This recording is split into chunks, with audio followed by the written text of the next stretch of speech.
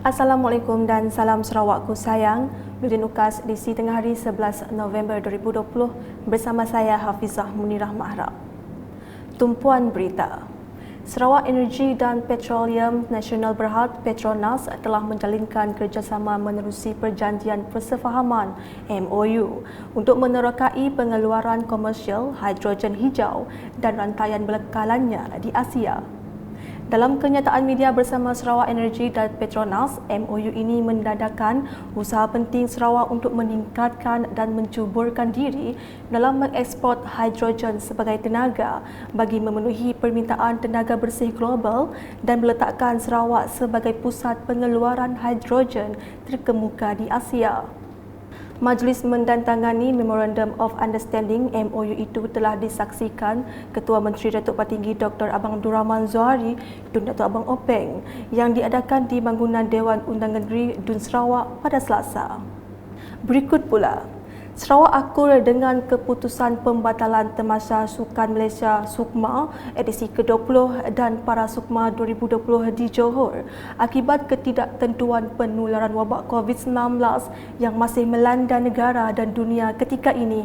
Menteri Belia dan Sukan Sarawak Datuk Abdul Karim Rahman Hamzah berkata, keputusan yang dibuat oleh Jawatankuasa Tertinggi SUKMA 2020 mengenai perkara ini adalah tepat kerana mengambil kira keselamatan ribuan atlet, pegawai sukan dan sukarelawan yang terlibat.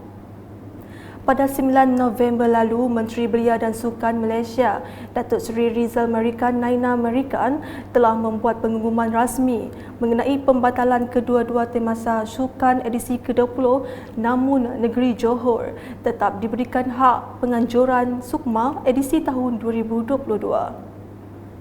Berita seterusnya.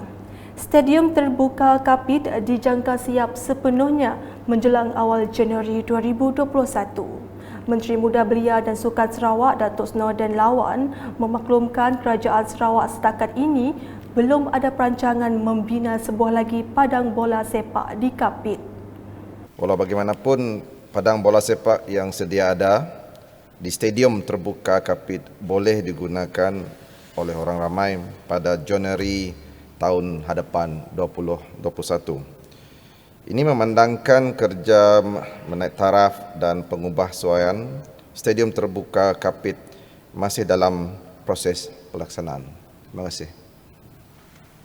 Beliau berkata demikian semasa menjawab pertanyaan lisan Adun Bukit Goram Jefferson Jamit Unyat dalam persidangan Dun Sarawak pada Selasa.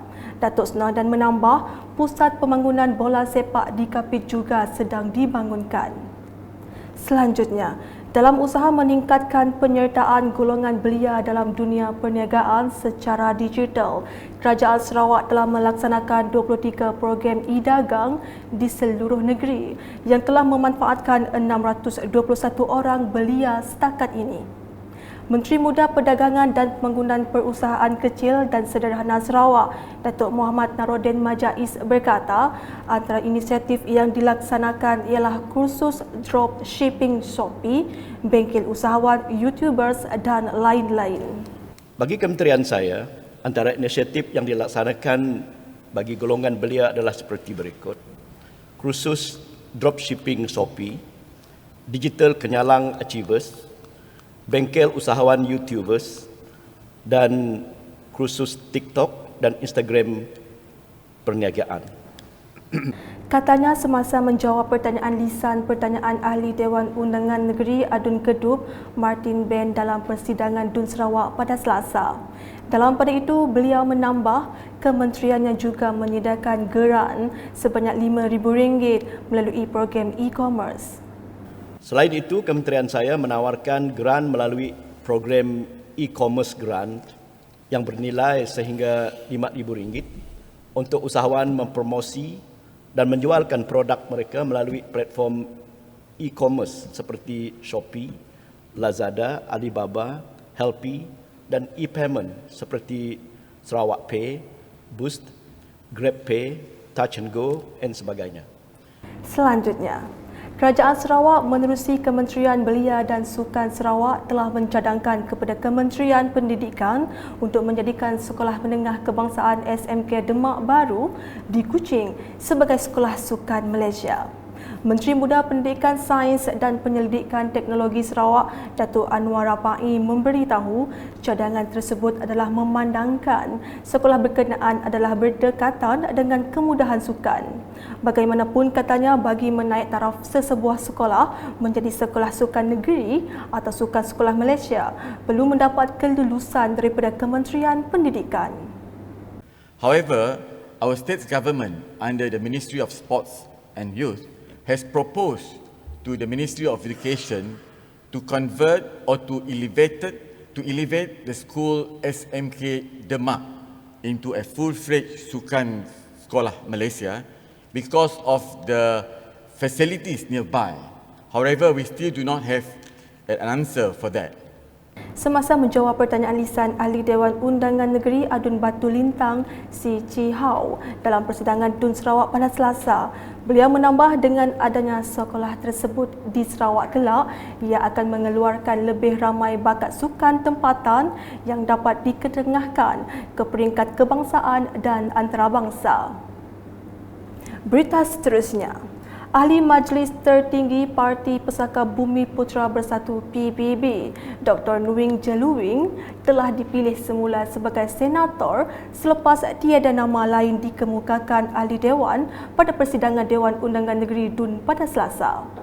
Pencalonan Dr. Nuing dicadangkan Menteri Utiliti yang juga Ahli Dewan Undangan Negeri Adun Kemenang, Datuk Seri Dr. Stephen Rundi Utom, dan disokong Menteri Muda Pemodenan Pertanian, Tanah Adat dan Pembangunan Wilayah merangkap Adun Bukit Kota, Datuk Dr. Abdul Rahman Ismail.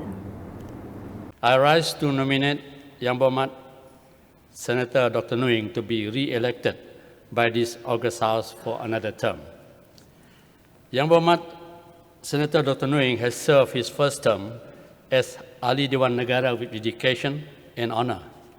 He has actively participated in the proceedings of the Dewan Negara. He has also shown during those deliberations that he always promotes and protects the interests, the rights and the welfare of Sarawak. Dr. Nuing telah dipilih sebagai senator kali pertama pada 11 Disember 2017, akan berakhir tempoh perkhidmatannya pada 10 Disember 2020.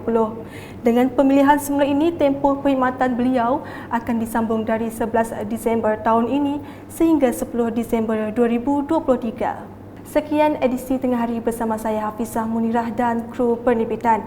Ikuti berita selanjutnya pada edisi malam. Dapatkan pelbagai berita terkini Sarawak di Facebook, Instagram, Twitter, aplikasi Telegram UKAS serta UKAS Channel di YouTube. Salam UKAS.